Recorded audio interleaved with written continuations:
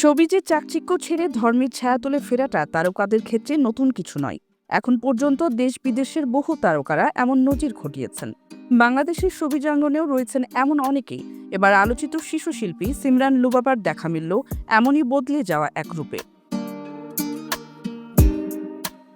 অনেকদিন ধরেই নানা আলোচিত কাণ্ডে সংবাদের শিরোনাম হয় লুবাবা। নেটিজেনদের কাছে পরিণত হয় হাসির খোরাকে। তবে তার বয়স বিবেচনায় এসব চর্চা থেকে সরে আসে সকলে। সিমরান লুবাবা ফের সংবাদের শিরোনাম। এখন তবে প্রেক্ষাপট ভিন্ন। অনেকদিন ধরে নিজেকে ইসলামের ছায়াতলে এনেছেন লুবাবা, তবে নিয়মিত রয়েছে ব্লগিংয়ে, অর্থাৎ সামাজিক মাধ্যমে ফুড ব্লগিং, ট্যুর ব্লগিং করছে নিয়মিত। এছাড়াও ইসলামিক ফ্যাশন ইনফ্লুয়েন্সার হিসেবেও নেটিজেনদের কাছে প্রিয় মুখ হয়ে উঠছে সে। লুবাবাকে নিয়ে এখন অনেকেই প্রশংসায় মাতছেন, ফলে বিভিন্ন সাক্ষাৎকারে এই পরিবর্তন নিয়ে মুখোমুখিও হচ্ছে লুবাবা। সম্প্রতি এক সাক্ষাৎকারে অনুরাগীদেরকে ইসলামের ছায়াতলে আসায় এই শিশু শিল্পী শোনালো পরকালের কথা।